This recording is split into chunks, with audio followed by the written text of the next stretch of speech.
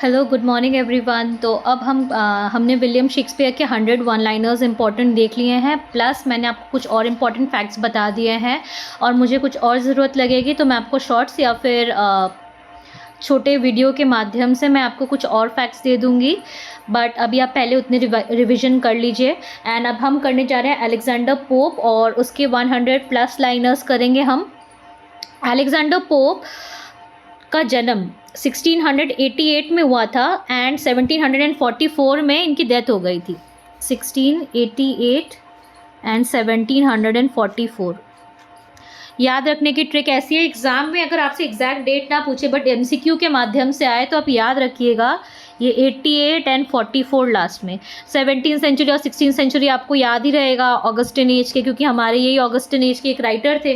तो 1688 एंड 1744 ये double double digits है, 44 88। तो ऐसे याद रखिएगा इसको, ठीक है, with this trick.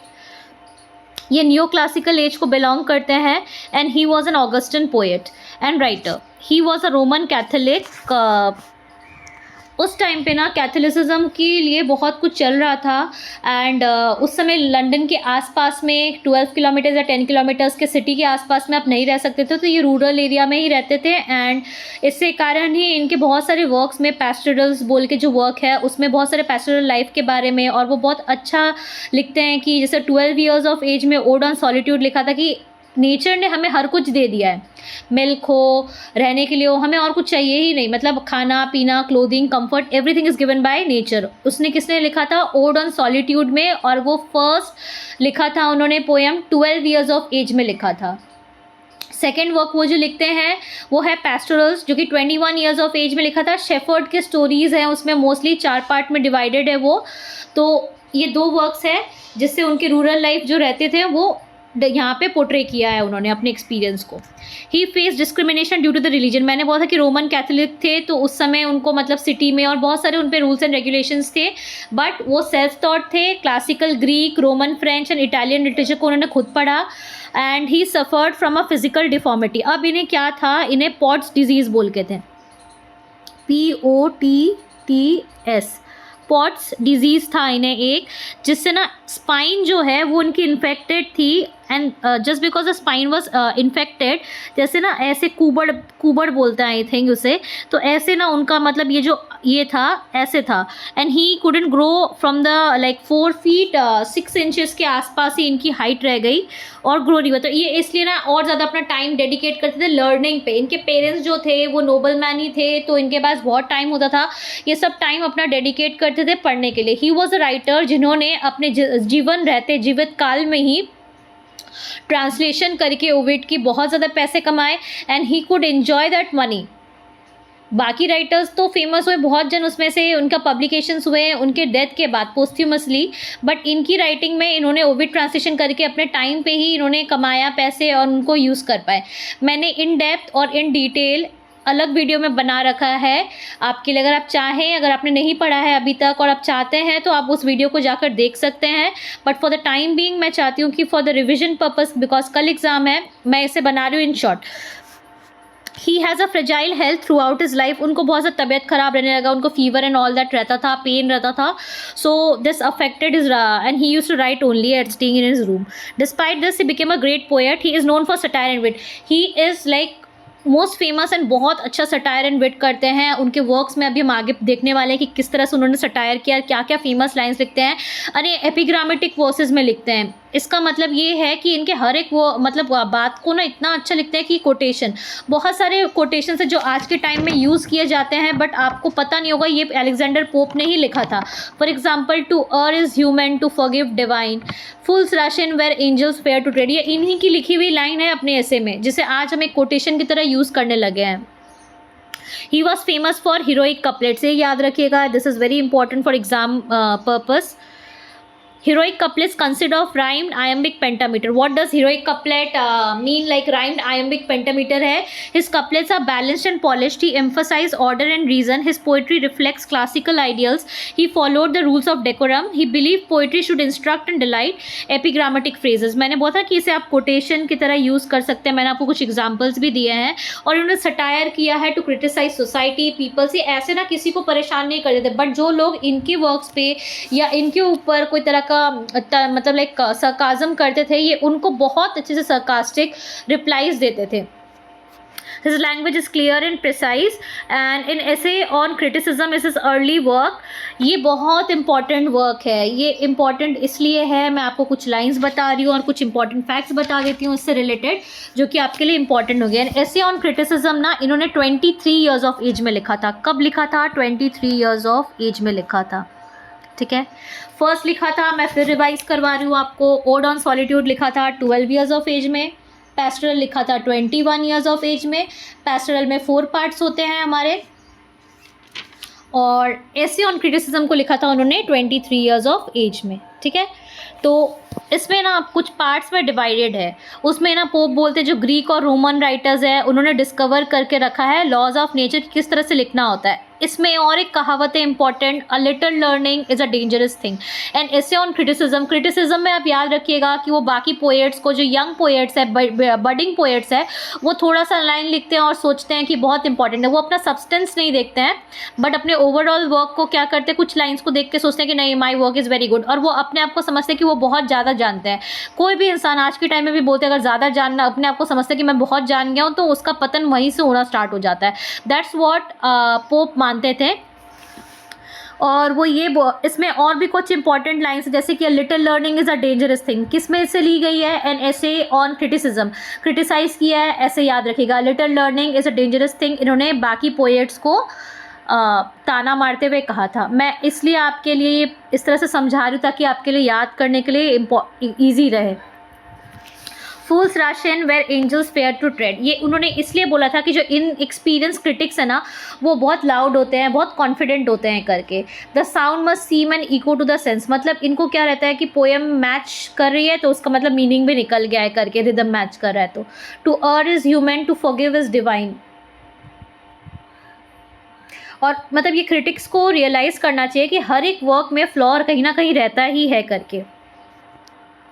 To err is human, to forgive divine. देखिए ये इंपॉर्टेंट है. और एक लाइन में दोबारा रिपीट कर रही हूँ आपके लिए कि आपको याद हो जाए सुनते सुनते, और आप चाहें तो मेरे साथ रिपीट कर सकते हैं. A little learning is a dangerous thing. एक सेकेंड है to err is human, to forgive divine. Third है fools rush in where angels fear to tread. ये 3 इंपॉर्टेंट लाइन्स है जिसने ऐसे और क्रिटिसिज्म से उन्होंने लिया है. It advises critics to be balanced, जो मैंने आपको बोला था अभी एक्सप्लेन कर दिया है. It stresses natural talent and study. Natural talent इसलिए ना क्योंकि जब वो आगे अपने वर्क्स में लिखते हैं, मैं आपको आगे बताऊंगी उसके साथ कि क्यों. ये पॉइंट आप याद रखिएगा, मैं बताती हूँ आगे आपको, क्योंकि वर्क बाय वर्क चलते हैं हम. It promotes harmony and order. It criticizes false critics. It reflects neoclassical principles. The Rape of the Lock बहुत important work है इनकी, और ये है mock epic. ये क्या है? एक mock epic है. It is based on the real incidents. It satirizes aristocratic society. उस समय जो बेलिंडा है हमारी यहाँ पे वो है हीरोइन, और ये एक्चुअली किसके लिए लिखा गया था? Arabella farmer. एराबेला फार्मर, मैं आपके लिए स्पेलिंग लिख दे रही हूँ. Arabella farmer, FERMOR. बेलिंडा जिनको यहाँ पे पोर्ट्रे कर रहे हैं वो एक्चुअल में कौन है? Arabella farmer. और उनकी किससे लड़ाई हो गई थी यहाँ पे? लॉर्ड पिट्रे. पिट्रे इसलिए बोले पीटर या पेट्रे, आप ऐसे जैसे भी आपको याद रहे आप याद. एराबेला फार्मर एंड लॉर्ड पिट्रे की वर्सेस में ये लड़ाई थी, और बेलिंडा यहाँ पे उसे बोला गया है करके. The cutting of the here is central event. The cutting of the here is a central event. यहाँ पे क्या होता है? बेलिंडा के जो लॉक्स रहते हैं उसे काट देते हैं हमारे लॉर्ड पिट्रे. बेलिंडा का फर्स्ट स्टेप, इसमें 4-5 कैंटोज में डिवाइडेड है ये बेसिकली. तो इसमें क्या होता है कि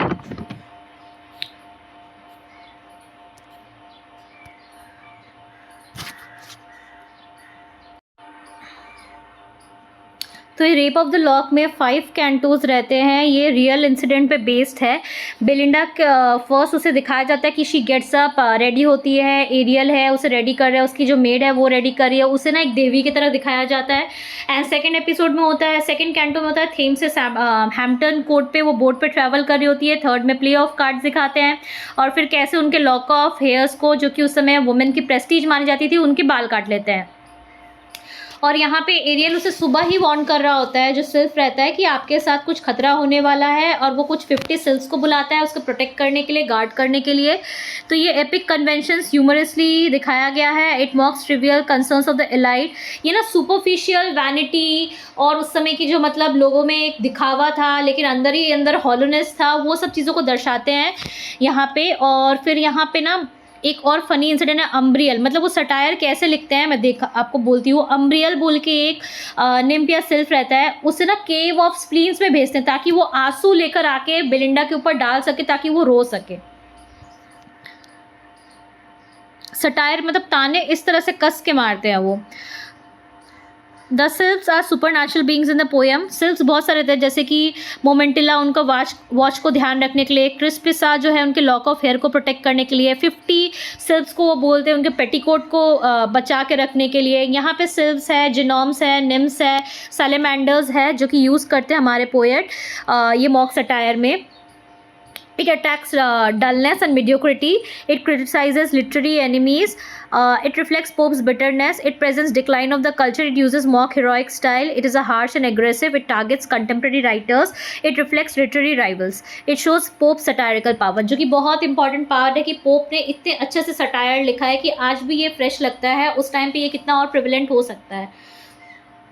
एन एसे ऑन मैन, ये इनकी अनदर इम्पॉर्टेंट वर्क है जो कि आपको देखनी चाहिए। और थोड़ी सी मैंने उस वीडियो में डिटेल में करवा रखी है, बट मैं यहाँ पे इन शॉर्ट बोलूँगी आपके लिए। Great chain of being, a great chain of being, an essay on man. कैसे याद रखेंगे? मैन है, उसे चेन पहनना बहुत पसंद है और वो अपने आप को बहुत ग्रेट फील करता है चेन पहनने से। ट्रिक यही है हमारे लिए एग्ज़ाम के पहले याद करने के लिए कि एन एसे ऑन मैन, उसकी जो अगर एमसीक्यूज़ में आया और हमें लगाना पड़े तो ग्रेट चेन ऑफ बीइंग बोलेंगे। A great chain of being because वो चेन पहनना पसंद था। ये ऐसे रियल में नहीं है, बट मैं आपको याद करवाने के लिए सिर्फ बोल रही हूँ। Human beings exactly in the middle, मतलब एक हायरार्की दिखाया जाता है कि एक ह्यूमन बींग्स है जो मिडल में, नीचे मिनरल्स है, स्टोन्स है, ऊपर में एनिमल्स है। ये सब चीज़ें एक हायरार्की में चलती रहती है। पोप आर्ग्यू करते हैं कि जो माइजरी है ना वो प्राइड से आता है। हम लोग हमेशा दुखी क्यों रहते हैं? क्योंकि हमें लगता है हमें बहुत कुछ आता है, या हम एक्सपेक्ट करते हैं कि हम और ज़्यादा ऊपर उठे करके, और हम अपने जब चेन जो चलते आ रहा है उससे ऊपर एंजल्स या सिल्फ्स में जो ह्यूमन्स के ऊपर होते हैं उसमें बनने या जानने की कोशिश करने से हमें ये लगता है कि हम दुखी है क्योंकि हमारे पास ये नहीं है। मैन और रिलेशन का जो यूनिवर्स है, वो बोल रहे हैं कि यूनिवर्स को ना हम क्या करते हैं, एक छोटे से पार्ट में मतलब अपना देख पाते हैं, पूरा यूनिवर्स तो हम नहीं देख पाते हैं, और फिर हम उससे यूनिवर्स को अपने नज़रिए से जज करना स्टार्ट करते हैं। मैन को अपने आप को समझना ज़रूरी है रादर देन आउटसाइड वर्ल्ड। और नेचर ने सोसाइटीज़ बिल्ड की है इंसान के रहने के लिए, और हैप्पीनेस जो है ना वो इंसान के अंदर में मिलती है rather than outside. Whatever it is right comes from it, is taken from this line। ये जो यहाँ पे आप 53 में देख पा रहे हैं। It explains God plans, it promotes optimism, जो कि मैंने आपको बता दिया कि क्यों, मतलब इंसान को अपने अंदर ही खुशी खोजनी चाहिए, सोसाइटी बनाया है, और उसके बाद मैन को अपने आप को समझना चाहिए। मैन का प्लेस यूनिवर्स में क्या है, बहुत छोटा है। हम एक छोटे पार्ट ऑफ देख रहे हैं जो सोसाइटी है ना। अगर हाँ फॉर एग्जांपल बोलते हैं यहाँ पे कि गुड और इविल है, अगर यहाँ से इविल हटाया जाए तो कहीं और जाके होगा, but it will be a part of the universe only. Pope ने ट्रांसलेशन किया है होमर्स के वर्क को और इलियाड के वर्क्स, जिसके कारण उन्हें बहुत फेम, बहुत पैसा मिला है, एंड उसके कारण वो यूज़ कर पाए हैं उस मनी को अपने लाइफ टाइम के दौरान। It gain fame through translation. His translation are poetic but not literal. They reflect his own style. He made classical works accessible. He admire ancient Greek literature. He followed classical models and his valued Pope valued reason over emotions। रीजनिंग को इन्होंने बहुत ज़्यादा ध्यान दिया है करके। he emphasized social order, urban life। he wrote about London societies। he satired human follies, used irony, he used poetry rich। Jonathan Swift जो थे इनके बहुत अच्छे दोस्त थे, ये एग्ज़ाम में पूछा जा सकता है। जॉनथन स्विफ्ट जो थे किसके थे? पोप के बहुत अच्छे दोस्त थे। स्क्रिबलरस क्लब के पार्ट थे ये। किसके पार्ट थे? स्क्रिबलरस क्लब के। Club promoted satire. He was admired for lifetime. He influenced neoclassical writers. He shaped English poetic style.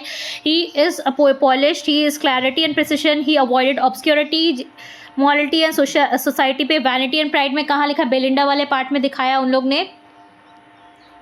ये कुछ और इम्पॉर्टेंट पॉइंट्स है। Master of heroic couplets, he influence English poets immensely. अब मैं कुछ और आपके लिए वन लाइनर फॉर्म में ही या फिर ऐसे ही बताते जा रही हूँ आपको, जो कि इम्पॉर्टेंट है। डंसियार्ट किसका वर्क था?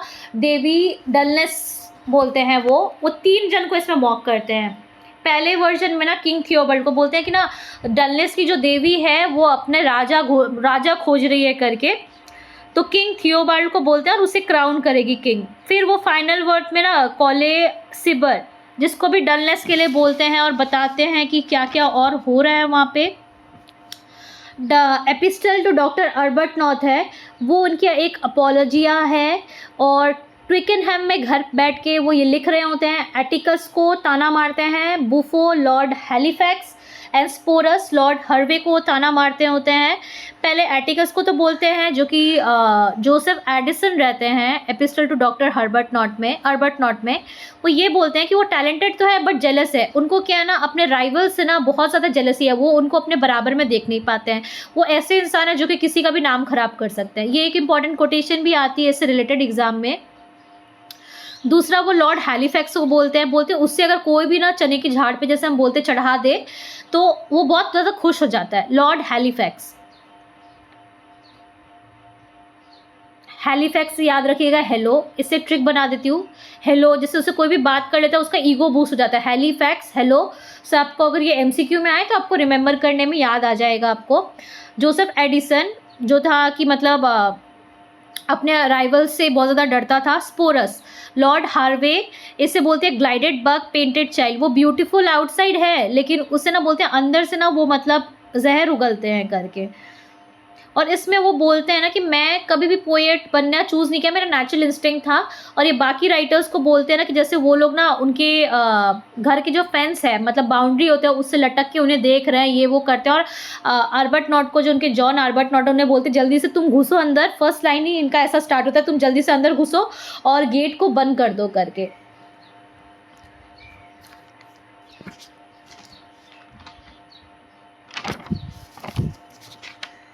तो ये इनकी कुछ इम्पॉर्टेंट पार्ट ऑफ वर्क्स थी जो मैं आपके साथ डिस्कस कर रही हूँ यहाँ पे। दिस आर द 100+ पॉइंट्स और इतना आपके लिए इम्पॉर्टेंट है। ट्विकेनहैम आप याद रखिएगा। That's all for today. Thank you and have a good day.